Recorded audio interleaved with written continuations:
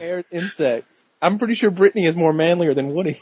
Now, Brittany, I have a gold medal in MMA fighting. Hey, oh damn.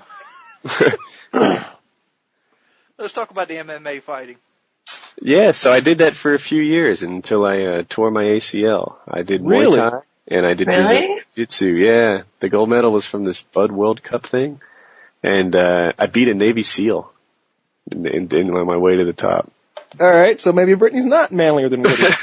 Yeah, it was part of the gun thing. Like, so in terms of like where I ranked in my gym, I think I was kind of in the middle. Like the instructor would just beat me up like I was a girl, but the other people in the class, I kind of fit in.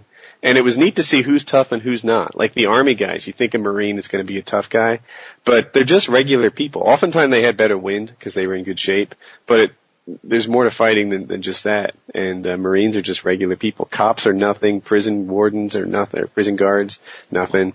The fighters were the toughest guys, the guys who had been experienced in the craft. Yeah, it's not everybody that gets punched in the head on a daily basis. No, yeah, like Kyle, I'll ask you, lifetime, how much fighting experience have you been to, like in minutes? Half hour. Half an hour, and I think that's a lot. Yeah, probably right?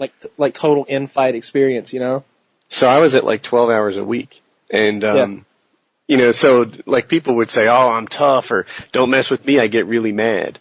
And it's like, get really mad? Like that's like telling me you're good at the guitar because you really like dancing. Or, like I don't care how into it you get. There's a skill involved here. If you take a guy who can't play the piano, it doesn't matter how enthusiastically he tries. He can't play until he learns, until he practices that craft. And it's part of what opened me to the gun thing. Like I had this sort of certain feeling, like it I don't know, it's freeing. If some guy butts in front of me in the line at the movies, that shit is not happening. You're just like, I'm a little more comfortable with saying, "Hey man, maybe you didn't see me, but the back is over there." And it kind of, like, when I realized that everybody was armed, it was like, wow, it doesn't matter how tough you are when the other guy has a knife. Like I did this exercise once where because you do a lot of fighting and you think that you've got something going on, and then I did this exercise where one guy had a black magic marker and I had a white T-shirt. You can do it with a 5-year-old. It's like, go try and beat that guy up, and I assure you, it doesn't matter how badass you think you are, you're gonna have a black stripe on that T-shirt. He's gonna get a cut off on you. We'll see. You just need to watch more Buffy the Vampire Slayer, because I see her take swords and shit away from people all the time. Yeah, and then they yell cut. Yeah, Buffy would kick my ass. I've seen the exercise too. Like it's part of like the Wing Chun training, and his mic's messing up again.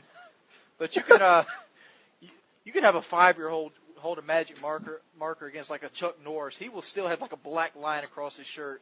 Oh fuck that! That little 5-year-old's getting drop kicked. I'm coming at him like a fucking Power Ranger or something. But see, that black line signifies a lot. It's like your body starts going into shock when you get a cut like that. Oh yeah. You start bleeding out. You start getting weaker. Not necessarily. I mean, it depends on the cut, right? I mean, I've had stitches lots of times in my life, and I don't blast out every time it happens. I don't know. A lot of people react to that sort of thing differently. A lot of people, if you see you see a pretty deep gash in your wrist or something, like on the back of your arm or something, that's it. They'll freak out. They go into cold sweat. They turn pale. They get shaky. They're done.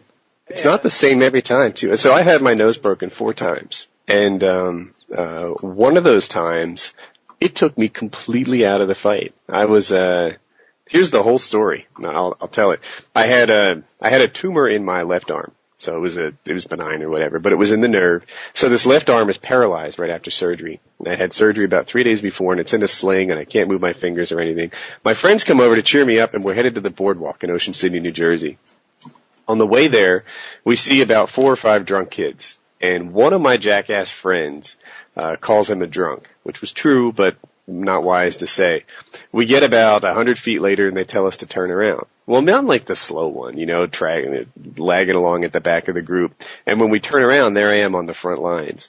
And I'm telling my friends, like, look, guys, we can't get into a fight. I can't help you. I've got one arm paralyzed in a sling, and it's my first day home from the hospital. And they're like, whatever, we're just going to talk. Trust me, nothing's going to happen. Well, my loudmouth friend and some guy on the other side go back and forth for a little bit, and the guy throws the first punch at my friend, and he splits his lip open. So he essentially has 3 lips now, his bottom one and then 2 top lips split all the way up to his nose.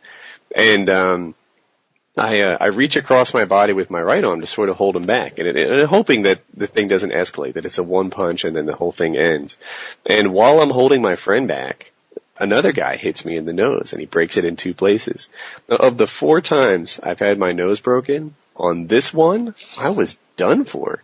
I was hardly paying attention to the whole fight anymore. One friend was on the ground getting kicked by a few guys. I'm just watching massive amounts of blood pour out of my face. And, you don't know how you're going to react, but sometimes you get popped like that, and you're done fighting. It's just through. And that's what happened to me that time. And this is also why it drove me to guns. I have no stamina. I'm not in good shape. And I have no fighting prowess whatsoever. But guess what? I can kill you at 700 yards with a snipe rifle, a snipe rifle. I'm a pretty good shot on the move with a handgun. You could be fucking Chuck Norris, and if I have the gun, I feel confident.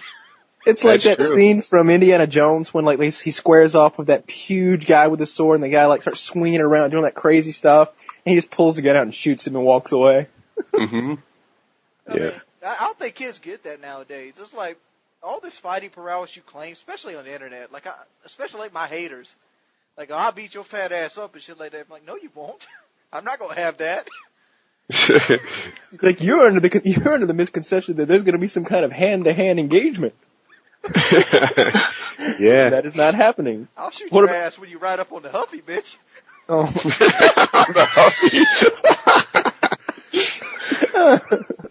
What about you, Brittany? You're named after one of the Power Rangers. Do you have any super fighting abilities?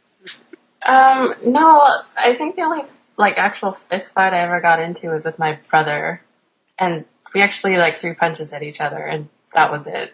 So how old were you, and what were the ages?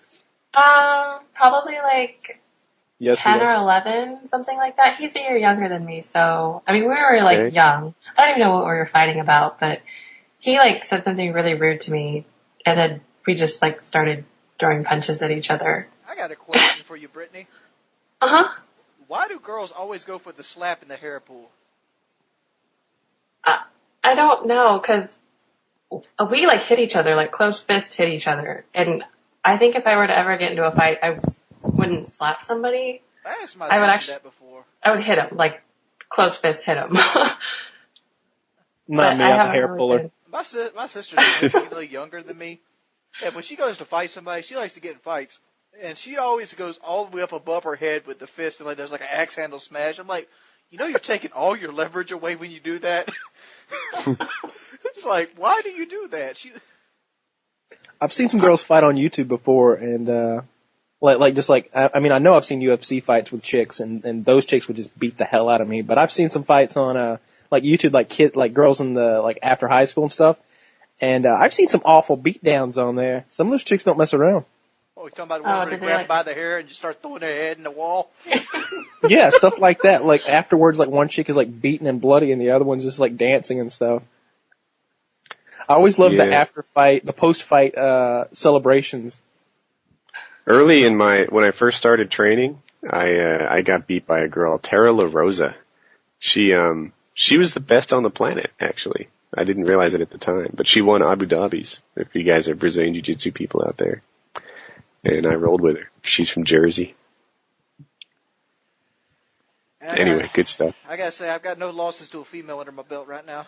I think Tara might take you. I don't think so. See, I'd run her over in the truck. Yeah, in all my fights with girls, I think I'm 5-0. I think now. So, so I'm undefeated. It was funny. Fight, so I know I can't fight. So I'll find some way to get around the fight, or I'll just cheat. I was stronger than her, like a good bit stronger than her, but she kept catching me in the transitions, you know? She'd like roll me on the side, and in my head, like as you transition from one spot to the other, that was kind of like you land and see where you are and react, but not her. She saw it coming and lay on a choke or something. What were the rules? Like, was there no way you could just like grab her? I was grabbing her. It didn't work. Wait. I'm no like fighting expert, but it would just seem that like, and I'm thinking like an average girl, you know, like 130 pounds. I weigh almost 200 pounds. Like, I think I could just like tackle her and like, I mean, yeah, I won the takedown. I won the takedown, and then I was in her guard, so that's pretty much the missionary position.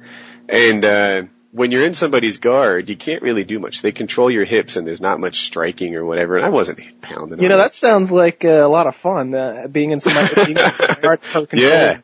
Like, well, right. You know, I gotta ask this question. Like, there's rules in like the MMA. Like, you couldn't like tackle or just elbow her right in the chin on your way down and mess like that. You can't like throw elbows and knees and mess.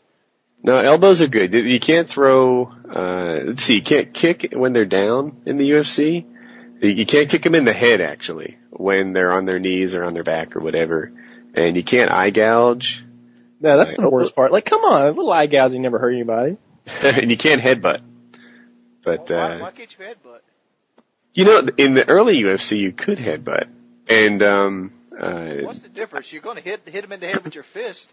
Dude, you trust me. I would much rather get punched by a fist than I ever would getting headbutted. Somebody's fucking forehead is like. There's a lot of mass behind a headbutt. Oh, it's not the mass. It's hard as a rock. I don't know what the theory is behind it, but my guess is it's an evolution from boxing, where you can't headbutt there, and they want you to hit with the gloves. And when there he goes. Woody, we got to work on your mic. And I'm guessing. This is awesome. I wish I knew what to do, you know? I've talked in this thing forever. Is it still going on? You're good to go. It goes for like 30 seconds, and it's like, today, I'm sorry. I feel terrible. I use this thing all the time. I don't know what the issue is. But I'm guessing it's an evolution. We should probably wrap this up soon, though, because we're about 2 hours into it now. Yeah, all right. Way too long. I'm thinking it came from boxing rules. There's the short version. I would. All right.